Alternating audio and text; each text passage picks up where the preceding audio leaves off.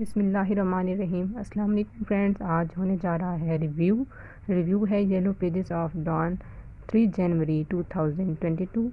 That is a topic of in national crop dashboard to monitor supply chain and the editor is Ahmed Faraz Khan.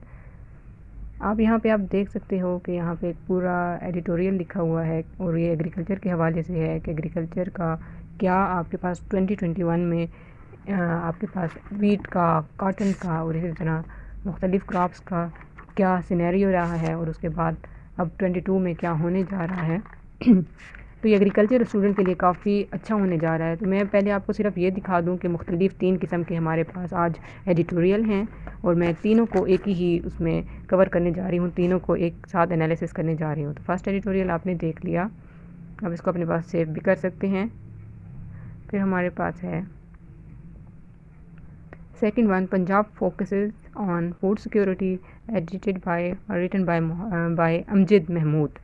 इसको भी हम करेंगे analysis. इसमें भी पंजाब के हवाले से है कि फूड सिक्योरिटी पे कैसे काम कर सकता है।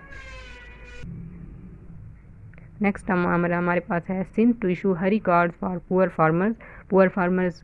क्या उन पे कंडीशंस हैं कि पुअर फार्मर्स हैं क्या, कितनी सब्सिडी दी जा रही है, कितना बजट है इसके लिए एलोकेट किया जा रहा है और इसके अलावा सिंध में क्रॉप की क्या सिचुएशन है, इसके बारे में एडिटोरियल है और मोहम्मद हुसैन खान इसके राइटर हैं। तो ये कुल मिला के 3 एडिटोरियल हैं, लेकिन इसको हम समराइज़ करेंगे एक साथ और इनके नोट्स और वर्ड मीनिंग जो है वो भी मेरी हैंड राइटिंग में मौजूद हैं। हमारे पास तीनों एडिटोरियल आपने देख लिए। अब जो हमारे पास वर्ड्स मीनिंग या वर्ड साइनोनिम और एंटोनिम्स हैं वो तीनों के कवर होने जा रहे हैं। अब इसमें मुख्तलिफ वर्ड्स हैं, इनको एक एक को एलेबोरेट करना या वर्ड्स के मीनिंग बताना जो है ये ज़रूरी मैं नहीं समझ रही, क्योंकि आगे मैंने इसको फिर समराइज़ करना है, एनालिसिस करना है।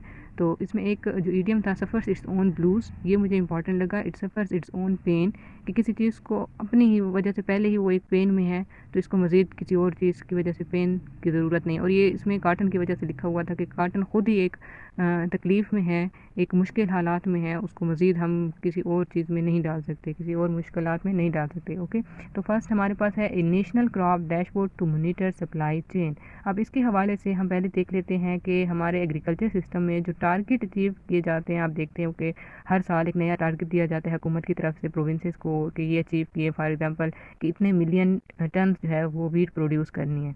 ठीक है, तो इसमें आफ्टर 18th अमेंडमेंट जो हो चुकी है कॉन्स्टिट्यूट में, उसमें फेडरेशन जो है वो सेट गोल्स करती है प्रोविंस के लिए और फेडरल कमेटी ऑफ एग्रीकल्चर जो है वो FCA मीट होती है मार्च और अक्टूबर, हर मार्च और अक्टूबर में, और न्यू टारगेट्स हर प्रोविंस के लिए रखती है।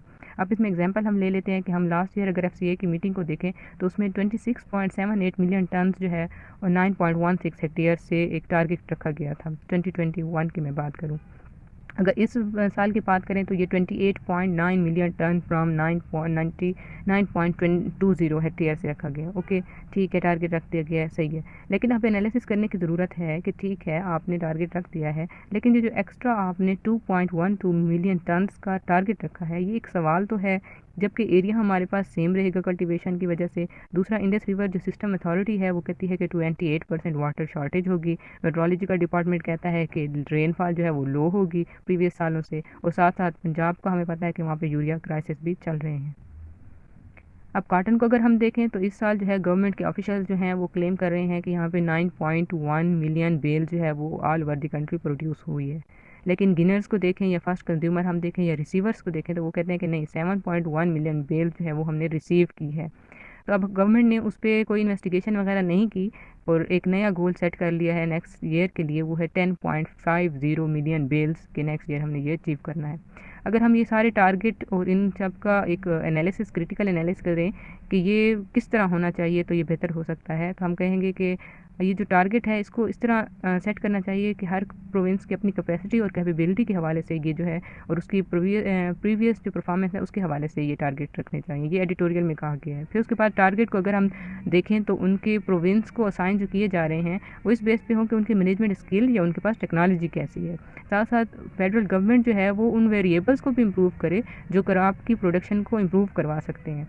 उसके अलावा क्रॉप की प्लानिंग, उसकी प्रोविंस की एबिलिटी, मार्केटिंग उसकी कैसी है, प्रोविंस में टेक्नोलॉजी कौन सी इस्तेमाल हो रही है, और साथ साथ सबसे मेजर पॉलिसीज़ कौन सी हैं। तो ये मेजर कंसर्न होना चाहिए किसी भी टारगेट को अचीव करने के लिए। तो ये टारगेट रखने से पहले इन बातों का ख्याल रखना चाहिए।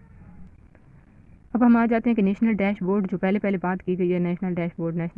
अब नेशनल डैशबोर्ड है क्या? नेशनल डैशबोर्ड जो है फेडरेशन जो है वो मैनेज करेगी, कहती है कि हम एक डैशबोर्ड, क्योंकि सारी जिम्मेदारी अब फेडरेशन पे है कि वो सेट गोल करेगी और प्रोविंस की जिम्मेदारी लगा देगी। और तो फेडरेशन जो है वो कहती है कि हम एक डैशबोर्ड बनाएंगे जिसमें परचेज़ और सेल प्राइस की कीमत मौजूद होगी, सेल प्राइस मौजूद होगी, डिमांड और ग्रोथ कितनी है वो भी मौजूद होगी। इसका फ़ायदा तो ये होगा कि कंट्री जो है वो अपने लिए कैलकुलेट कर सकेगी कि कितनी रिक्वायरमेंट मेरी नेशन को हो रही है, यानी कितनी डिमांड है और कितनी मैं उसको जो है वो बाहर एक्सपोर्ट करवा सकती हूँ। साथ साथ उसके लिए न्यू पॉलिसीज़ भी बना सकती है कि अब मेरी बरामद ज़्यादा हो रही है, अब मेरी दरामद ज़्यादा होगी। इसके अलावा जो है अगर हम क्रेडिबिलिटी देखें, इसकी प्रोटेक्शन क्या है डैशबोर्ड की, तो हम इसका जो डेटा है कि वो कैसे क्रेडिबल हो सकेगा, तो इसके जो प्रोविंशियल चीफ सेक्रेटरीज हैं वो जो है डेटा कलेक्ट करेंगे हमारे एसीज और डिप्टी कमिश्नर से, लोकल गवर्नमेंट के जो हैं, फिर उनको पब्लिश करें कि वो पासवर्ड प्रोटेक्टेड डैशबोर्ड पे उसको पब्लिश करवाएंगे। और ये फिर जो एक दफ़ा डाटा इंटर हो जाएगा वो चेंज भी नहीं हो सकेगा। तो ये नेशनल डैशबोर्ड जो है वो सिस्टम हमारे पास आ जाएगा। अच्छा, मैं आपको साथ साथ इसमें दिखा दूँ, ये हमारे पास है national crop dashboard to monitor supply chain. अच्छा, इसमें फर्स्ट जो हेडिंग ऊपर दी हुई है, the federal government fixes mathematical targets, shove them down the provincial throat without taking any responsibility. यानी प्रोविंशियल पे आप सारा डाल दिया है और कोई रिस्पॉन्सिबिलिटी जो है वो फेडरल पे नहीं रही। तो ये जो है अब ये नेशनल डैशबोर्ड के सिस्टम के साथ ये क्रॉप टारगेट्स हैं जो कि अब ये सारे मिलियन टन्स में वीट के लिए, काटन, ग्राम पे, पोटैटो, टोमेटो और चिलीज जो मेजर क्रॉप्स हैं उनके हवाले से दिया गया है। अब हम देखें कि Punjab focuses on food security. Food security के हवाले से पंजाब को एक टारगेट दिया गया है। क्यों दिया गया है कि पंजाब का जो बजट था वो 2021 में वो तकरीबन 15 बिलियन था, लेकिन अब 2022 का जो बजट है वो 31 बिलियन कर दिया गया, तकरीबन 50% इंक्रीज़ हो गया है। तो एग्रीकल्चर के जो मिनिस्टर हैं उनका नेम भी इसमें मौजूद है। ये भी आपके लिए एक MCQs बन सकता है कि सैयद हुसैन जो जहानिया गर्देजी हैं वो कहते हैं कि पंजाब का बजट जो है वो इंक्रीज़ हो गया है, तो इसलिए फूड सिक्योरिटी पे पंजाब बेहतर तरीके से काम कर सकता है। ठीक है, अब इसके साथ हमारे पास वीट का हम सिनेरियो देखें पंजाब में, तो पर एकड़ यील्ड जो है वो कहते हैं कि वीट की इंक्रीज़ हो सकती है 2 मन के हम इंक्रीज़ कर सकते हैं। क्यों इंक्रीज़ कर सकते हैं? हालांकि हमारे पास वाटर शॉर्टेज भी है और फर्टिलाइज़र क्राइसिस भी हैं, लेकिन साथ साथ एक्रेज जो है वो इंक्रीज़ हो रही है। वो एक्रेज क्यों इंक्रीज़ हो रही है? आखिर में आपके पास आएगी कि कोई कैनाल जो है वो हमारे पास जलापुर पिरवाला कैनाल बनने वाली है, उसकी वजह से एक्रेज इंक्रीज़ होने जा रही है, मे भी हो जाए। और साथ साथ टेक्नोलॉजी जो है वो इंक्रीज़ हो रही है और तकरीबन 20,000 जो एग्रीकल्चर ग्रेजुएट्स या स्टूडेंट या ट्रेनर्स हैं वो फार्मर की ट्रेनिंग के लिए जो है वो पंजाब में काम कर रहे हैं।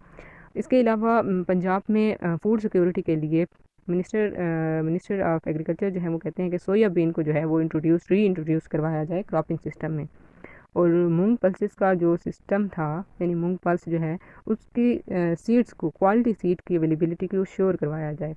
इसके अलावा जिन इलाकों में ग्राम यानी चना जो है वो काश्त किया जाता था उसको जो है रेप्लिकेट किया जाए मूंग मॉडल में, यानी मूंग की जिस तरह काश्त की जाती है तो चने को उसी तरह काश्त करवाया जाए। और अगर उन इलाकों में बारिश नहीं होती तो वहाँ पे एक्सपेरिमेंट के तौर पे जो है वो बारिश करवाई जाएगी, आर्टिफिशियल बारिश करवाई जाएगी। और साथ साथ जलालपुर जो पिरवाल कैनाल है वो भी उसमें 1,64,000 मोर एकड़ लैंड जो है वो अंडर कल्टीवेशन इसकी वजह से आ सकेगी। ये हमारे पास जो है कि पंजाब किस तरह फूड सिक्योरिटी में अपना काम करेगा और किस तरह फूड सिक्योरिटी में अपना हिस्सा डाल। थर्ड एडिटोरियल हमारे पास है Sindh to issue Hari card. अच्छा, सिंध गवर्नमेंट जो है वो हरी कार्ड जो है इशू करने जा रही है फार्मर्स के लिए। कंडीशन क्या है कि फार्मर के पास 16 एकड़ से कम जो है वो ज़मीन हो, और इसके लिए जो बजट है या सब्सिडी है वो तकरीबन 3 बिलियन रुपीज़ जो है वो दी जा रही है 2021 से 22 के लिए। लेकिन इसके ऊपर जो अगर हम अनफॉर्चुनेटली बात करें तो कार्ड जो है वो दिसंबर 31 तक कोई एक कार्ड भी इशू नहीं हो सका। क्यों नहीं हो सका? क्योंकि सिंध के जो आबादगार बोर्ड के वाइस प्रेसिडेंट नवाज़ शाह हैं, महमूद शाह नवाज़, वो कहते हैं कि सिंध गवर्नमेंट या सिंध के अंदर जो है अनअवेलेबिलिटी है इनपुट्स की, जैसे अमोनियम फास्फेट वगैरह की, इस वजह से जो है हमने कार्ड इशू अभी तक नहीं किए। अच्छा, थोड़ी सी सिंध की बात कर लें कि वहाँ पे काटन की इस दफ़ा क्या पोजीशन रही है। तो वहाँ पे 1.8 मिलियन बेल जो है 221 में प्रोड्यूस हुई है, और ये जो है सिंध की एक रिकॉर्डेड ही प्रोडक्शन है, क्योंकि 3.5 मिलियन बेल जो है वो ग्रेटर प्रोडक्शन हुई है पिछले सालों से। और ये इसलिए हुई है क्योंकि जो सीड था वो एक क्वालिटी का सीड था, और साथ साथ जो पेस्ट का एक अटैक था वो कम से कम रहा है, जो कि पंजाब में काफ़ी ज़्यादा रहा है। तो इसलिए सिंध की प्रोडक्शन जो है काटन की वो ज़्यादा हुई है।